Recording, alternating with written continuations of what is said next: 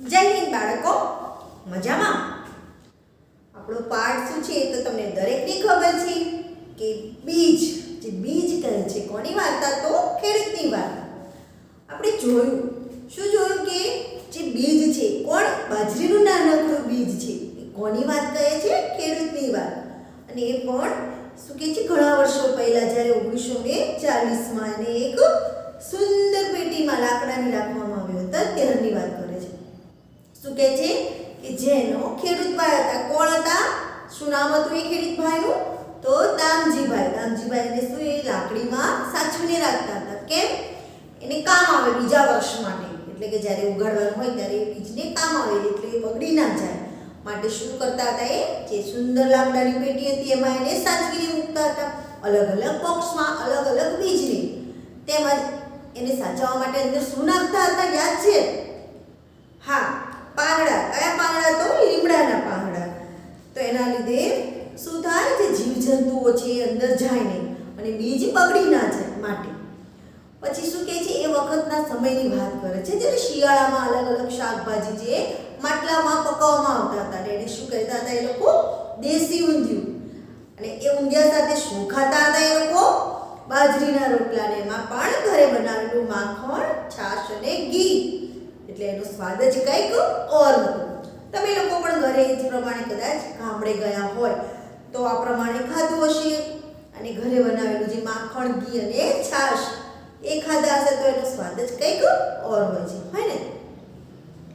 અહીંયા આપણે જોયું કે આ પ્રમાણે જ્યારે બીજ વાર્તા કહે છે ખેડૂતની, પછી સમય થોડોક બદલાય છે. તો શું જોવે છે કે સમય બદલાતાની સાથે શું થાય છે? ગામમાં પણ ઘણા બધા બદલાવ થાય છે ને. અહીંયા સમય બદલાયો.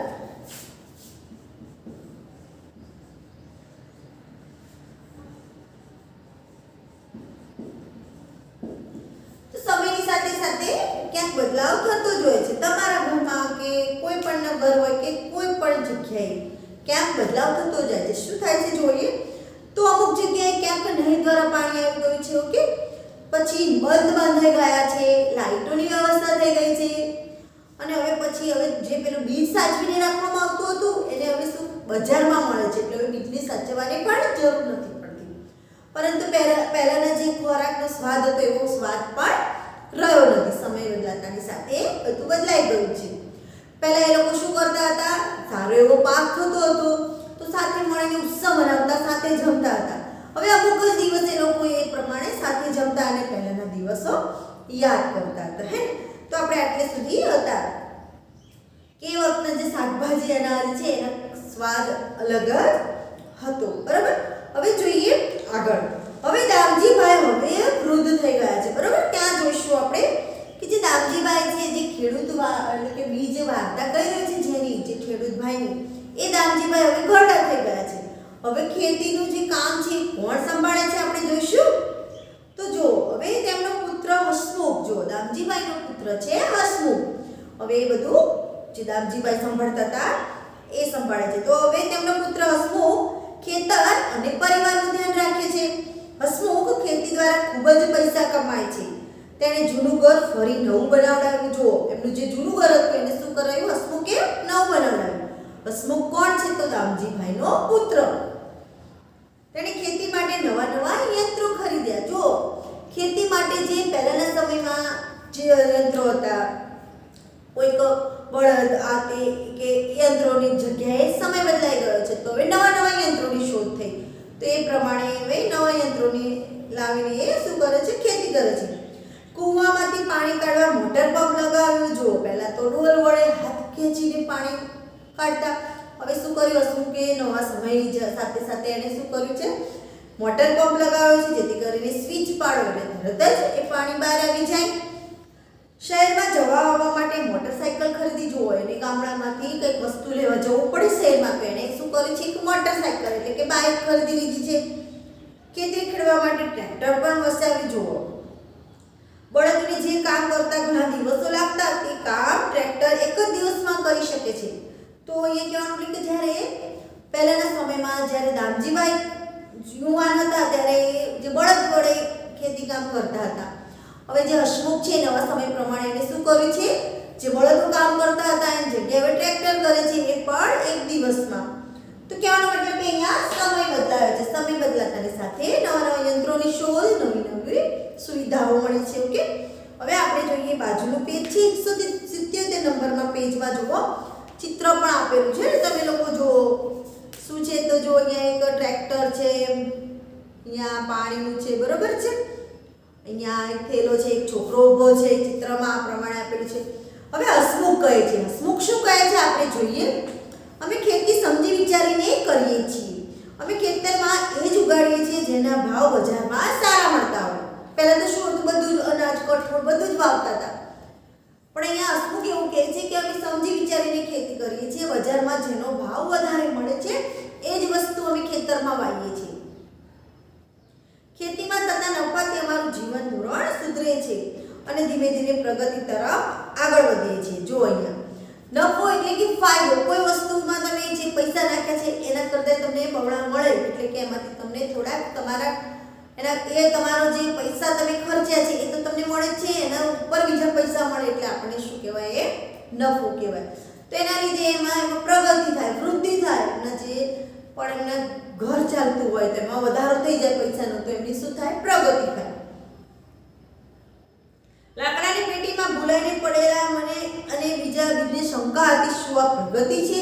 જો હવે અહીંયા જે બીજની વાત કરે છે, જે બીજ વાત કરી રહ્યું છે કે લોકો લાકડાની પેટીમાં સચવાઈને છે. તો જો લાકડાની પેટીમાં ભૂલાઈને પડેલા, તો એમને સાચવવા માટે લાકડાની પેટીમાં મુકાયા છે. પણ એ જે હવે વૃદ્ધ થઈ ગયો છે, કોણ? તો દામજીભાઈ. તો એમનો પુત્ર જે હસમુખ છે એ તો નવા સમય પ્રમાણે કંઈક નવું કરી રહ્યો છે. તો બીજ કહે છે કે લાકડાની પેટીમાં ભૂલાઈને પડેલા મને અને બીજને શંકા હતી. કેવી શંકા હતી? તો શું આ પ્રગતિ છે? કહેવાનો મતલબ કે જે આ વસ્તુ કરી રહ્યો છે એમાં પ્રગતિ છે? પ્રશ્નાર્થ ચિહ્ન છે, ક્વેશ્ચન માર્ક છે કે ખરેખર જે હસમુખ કરી રહ્યો છે અને કમાઈ રહ્યો છે એમાં પ્રગતિ છે? અમે તો વિચારતા જ રહી ગયા, આ કેવી પ્રગતિ? અમને અને બળદોને સાવ નકામા કરી દીધા. હવે ખેતરમાં ટ્રેક્ટર આવી ગયું છે એટલે અમારી કોઈ જરૂર નથી. કહેવાનો મતલબ એ અમને એટલે કે જે સંગ્રહાઈને મોકલ્યા છે જે બીજ, એનો ઉપયોગમાં નથી લેતા. હવે બજારમાંથી જે બીજ મળે છે એ ઉપયોગમાં લઈ રહ્યા છે.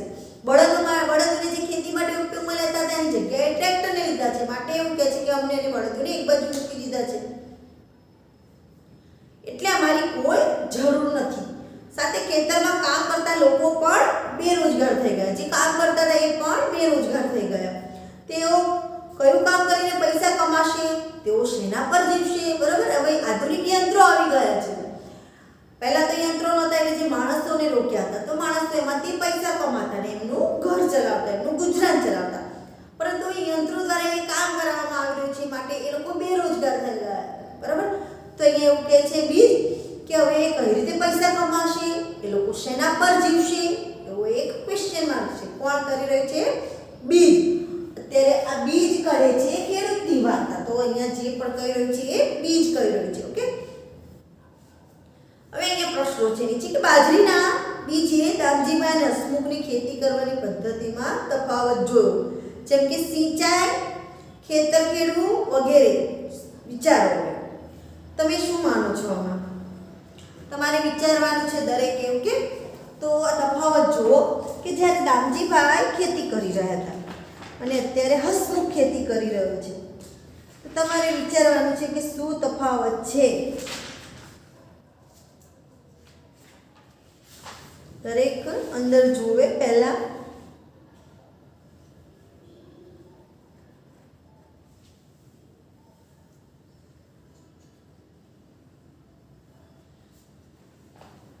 જોયું દરેકે? અહીંયા પહેલાના સમયની વાત કરી છે, બરોબર. તો દામજીભાઈ કઈ રીતે કરતા હતા? તો જો અહીંયા દામજીભાઈની ખેતી કરવાની પદ્ધતિ કંઈક અલગ છે, જ્યારે હસમુખભાઈની ખેતી કરવાની પદ્ધતિ અલગ છે. તો કઈ?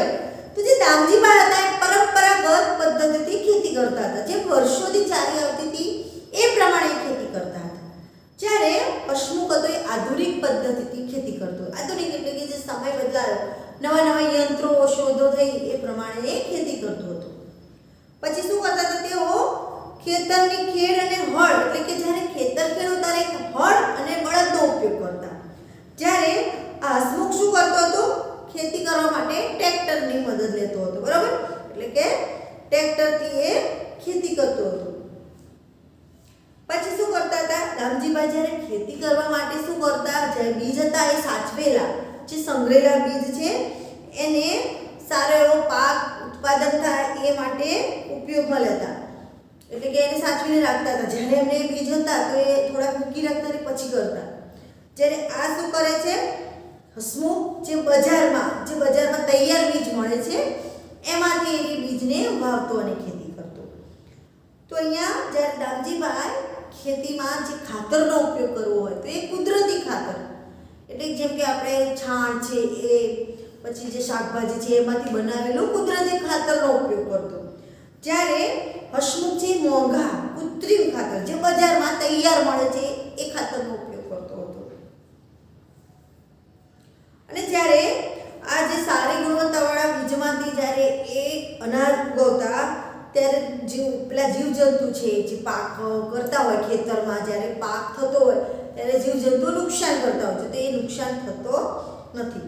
પરંતુ અહીંયા હસમુખ છે એ શું કરે છે, બજારથી લાવે છે બીજ. તો બજારથી લાવેલા બીજ ઉપર તો જીવજંતુઓ ને બધું થવાનું, એટલે એમના પાકમાં શું થાય, વારે ઘડે જીવજંતુઓ થાય એ માટે શું કરવું પડતું, દવા, કેમિકલવાળી દવાની એવું છાંટવું પડતું. તો પેલો કૃત્રિમ છે, પેલું ખાતર કેવું છે, કૃત્રિમ ખાતર છે, બરાબર? પેલું જે છે એ કુદરતી છે. તો કુદરતી ખાતરમાં જલ્દી જીવજંતુઓ ને એ બધું પેદા થતું નહોતું. જ્યારે કૃત્રિમ ખાતર બહારનું છે ત્યાં જીવજંતુ માટે ત્યાં ઉપર દવા છંટકાવ કરવો પડતો. તો અહીંયા ઋતુ અનુસાર અનાજ પણ સારું થતું હતું અને શાકભાજી પણ વાવતા હતા તો સારા થતા હતા.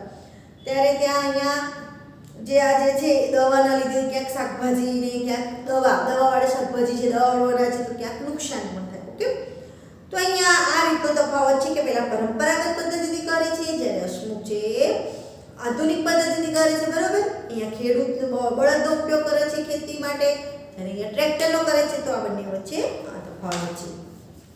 પછી જોઈએ હસમુખ કહેતો ખેતરમાંથી થયેલા નફાથી અમે પ્રગતિ કરીએ છીએ. પ્રગતિથી તમે શું સમજ્યા? અહીંયા કહે છે કે જ્યારે હું આ પ્રમાણે કામ કરું છું, હસમુખ કહે છે, તો એમાંથી મને નફો થાય છે, અને નફામાંથી પ્રગતિ, નફો થાય છે અને એમાંથી પ્રગતિ. કહેવાનો મતલબ કે જે હસમુખ છે, હસમુખ કોણ છે, રામજીભાઈનો પુત્ર છે.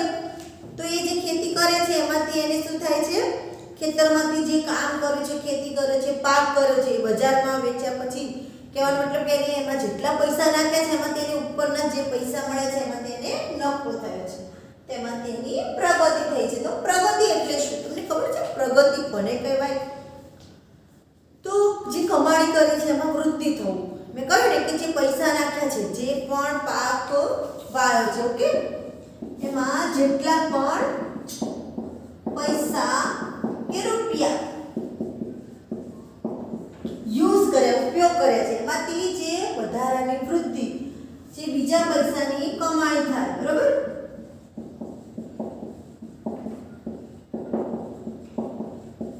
આમાં જેટલા વાળા છે, જેમ કે કોઈ પણ પાક નાખ્યો છે, જેમ કે અનાજ વાવ્યું છે, કોઈ પણ એક અનાજ વાવ્યું છે, જેમ કે ઘઉં, તેમાં જેટલા પૈસા રૂપિયા નાખ્યા છે એમાંથી જે બીજા પૈસાની કમાણી થાય, નાખ્યા છે એના ઉપર બીજા ઉપર કમાણી થાય, તો આપણે એને શું કીધું છે?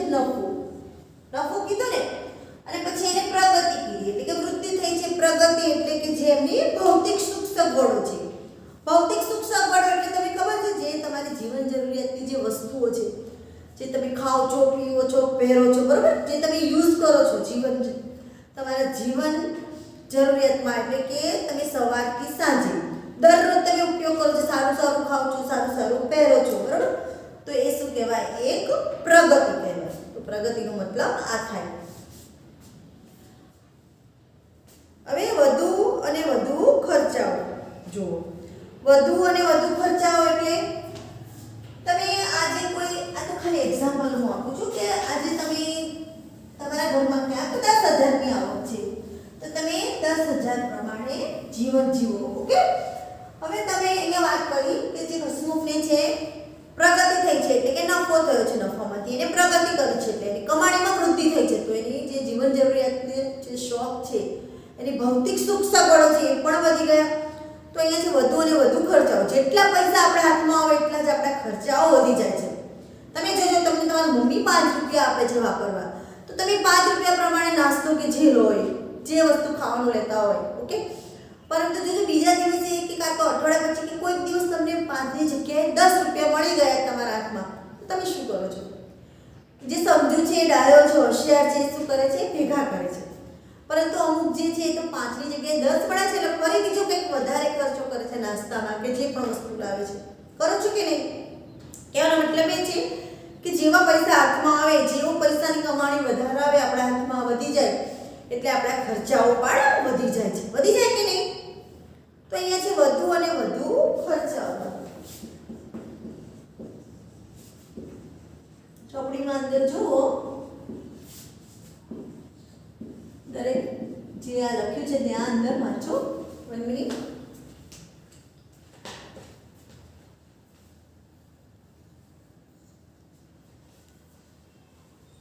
જોયું તરીકે અંદર? ઓકે. તો અહીંયા છેલ્લા 20 વર્ષોમાં તો વધુ બદલાવ આવ્યા હતા. છેલ્લા 20 વર્ષમાં તો વધુ બદલાવ આવ્યા હતા. ગાયો અને બળદો વગર ખેતરમાં ખાતર માટે છાણ પણ હતું નહીં. જુઓ, જે બળદો હતા, ગાય હતા, એ ખેતી માટે ઉપયોગ કરવામાં આવતો હતો. તેમાંથી જે એનું ગોબર છે એટલે કે એનું છાણ છે એ પણ ખાતર માટે આપણે ઉપયોગ કરતા હતા. પરંતુ અહીંયા તો બદલાવના લીધે જે ગાયો અને બળદો એમના વગર ખેતરમાં ખાતર માટે છાણ પણ હતું નહીં. હસવું કે મોંઘા ખાતર ખરીદવા પડતા હતા. જો ગાયો અને છાણના લીધે ખાતર બને છે ને, પરંતુ હવે તો એને ઉપયોગ જ કરતા નથી એટલે છાણ પણ નથી. તો એના લીધે એને શું કરવું પડે છે? બજારમાંથી મોંઘું ખાતર પણ ખરીદવું પડે છે. કોને? તો હસમુખને. નવા પ્રકારના બીજ એવા હતા કે પાકને જીવજંતુઓ સરળતાથી નુકસાન કરતા હતા. જો જે બજારમાંથી નવા પ્રકારના બીજ લાવતા હતા તો એ પાકમાં જ્યારે એ વાવે તો ખરી, પરંતુ જીવજંતુ વધારે નુકસાન કરતા હતા. જ્યારે આપણે વાત કરીએ હમણાં તફાવત જોયો કે જે દામજીભાઈ છે એ કુદરતી ખાતરનો ઉપયોગ કરતા હતા તો ત્યાં જીવજંતુઓ પણ ઓછા આવતા હતા અને પાક પણ સારો થતો હતો. તો બજારનો જે મિલાવટવાળું ખાતર છે એમાંથી એ ખાતર નાખે છે, બીજ વાવે છે, એના લીધે શું થાય છે? જીવજંતુઓ પણ આવે છે અને પાક પણ એટલો બધો ક્યાંક. ઓકે, અહીંયા જોઈએ આગળ. નવા પ્રકારના બીજ એવા હતા કે પાકને જીવજંતુઓ સરળતાથી નુકસાન કરતા હતા. પાકને જીવજંતુથી બચાવવા માટે દવાઓનો છંટકાવ પણ કરવો પડતો હતો. એને કેમ કે પાકને બચાવો છે તો એને એની ઉપર દવાનો છંટકાવ પણ કરવો પડે. જો અહીંયા પાછળ ચિત્ર આપેલું છે 178 નંબરનું પેજ જુઓ કે એમાં જો દવા નાખી રહ્યા છે, બરાબર. અરે તેની ગંધ કેવી ખરાબ છે. જે દવા છે, કોઈ પણ દવા છે, તમે જીવડા મારો એટલે કે જીવજંતુઓ છે એને મારવા માટે દવા છે, એની સ્મેલ એટલે કે એની વાસ તો આવવાની છે, એની ગંધ આવવાની છે. એ જ વસ્તુ અનાજ ઉપર જાય એટલે શું થાય? એ અનાજ આપણે શું કરીએ છીએ? ખાઈએ છીએ. તો પણ એ નુકસાન થાય, આપણને જ થાય. અરે તેની ગંધ કેવી ખરાબ છે. અને હસમુખના મોટાભાગના પૈસા દવા, ખાતર અને બિયારણ પાછળ ખર્ચ થવા લાગ્યા. જોયું? જે આધુનિક રીતે ખેતી કરવા લાગ્યો એટલે એને જે પૈસા હતા કમાતો હતો એ વધારે સામાન જવા લાગ્યા ખાતર, બિયારણ અને દવા પાછળ. નહેરના પાણી પણ ઓછા થવા લાગ્યા. બધા ખેડૂતો જમીનમાં ઊંડે સુધી બોરવેલ કરી વોટર પંપથી પાણી ખેંચવા લાગ્યા. જે નહેર દ્વારા પાણી આવતું હતું એવું જ થવા લાગ્યું એટલે બોર બનાવવામાં આવે જમીનમાં અને એને વોટર પંપથી ખેંચવા લાગ્યા. ખર્ચા ઉપર ખર્ચા વધતા ગયા. ખર્ચને પહોંચી વળવા માટે બેંકમાંથી લોન લેવામાં આવતી. આ પ્રમાણે કામ કરતા બધા પાછળ શું થાય? પૈસા ખર્ચવા પડતા એટલે ખર્ચા ઉપર ખર્ચાને લીધે હવે બેંકમાંથી લોન લેવામાં આવતી. જે નફો થતો તે લોન ભરવામાં જતો રહેતો. હમણાં આપણે વાત કરી કે જે પૈસામાંથી નફો થયો એને પ્રગતિ કરી, પરંતુ હવે નફો લોન લીધી છે તે લોન ભરવામાં જતો રહે છે. જે નફો થતો તે લોન ભરવામાં જતો રહેતો. મોટા ભાગના ખેડૂતો કપાસની ખેતી કરતા હતા. એટલે કપાસના ભાવ પહેલા જેવા ઊંચા ન હતા. જો હવે જે મોટા ભાગના ખેડૂતો જે છે આની ખેતી કરે છે કપાસની, કેમ કે કપાસના ભાવ મળે, પરંતુ બધા જ કપાસની ખેતી કરે છે એટલે જેવા ભાવ જોઈએ એવા ભાવ મળે નહીં. કે વધારે પડતું કપાસ હોય એટલે એ કેવું હોય? સરખો જ ભાવ હોય એનો. જમીન પણ પહેલા જેવી ન હતી. એકનો એક જ પાક લેવાથી રાસાયણિક ખાતરો અને જંતુનાશક દવાઓના ઉપયોગથી જમીનને એટલું નુકસાન થયું હતું કે હવે ત્યાં કંઈ સારું ઉગી શકે તેમ ન હતું. ફક્ત ખેતી પર ગુજરાન ચલાવવું હવે ખૂબ જ મુશ્કેલી ભર્યું બન્યું હતું. આપણે આટલે સુધી જોઈશું. હવે અહીંયા એવું કીધું છે, અહીંયા એવું લખ્યું છે બરોબર કે પહેલા જેવી હવે જમીન પણ નથી. એવું કેમ? તમને એ મારો પ્રશ્ન છે કે એવું કેમ પહેલા જેવી જમીન નથી? એમાં શું છે, જમીનમાં તો ગમે તે હોય એમાં ઉગાડવામાં આવે જ છે ને. તેમ છતાં અહીંયા એવું લખ્યું છે કે હવે પહેલા જેવી જમીન પણ નથી. એકનો એક જ પાક લેવાથી રાસાયણિક ખાતરો અને જંતુનાશક દવાનો ઉપયોગથી જમીનને એટલું નુકસાન થયું છે કે પહેલા જેવો પાક બનતો નથી. કદાચ તમને લોકોને ક્યાંક પોતે તો આઈડિયા આવી જ ગયો છે. તમારે વિચારી રાખવાનું છે. આપણે નેક્સ્ટ લેક્ચરમાં એની ચર્ચા કરીશું. જ્યાં સુધી આપણો પાઠ ચાલે છે ત્યાં સુધી તમારે વાંચન કરવાનું છે.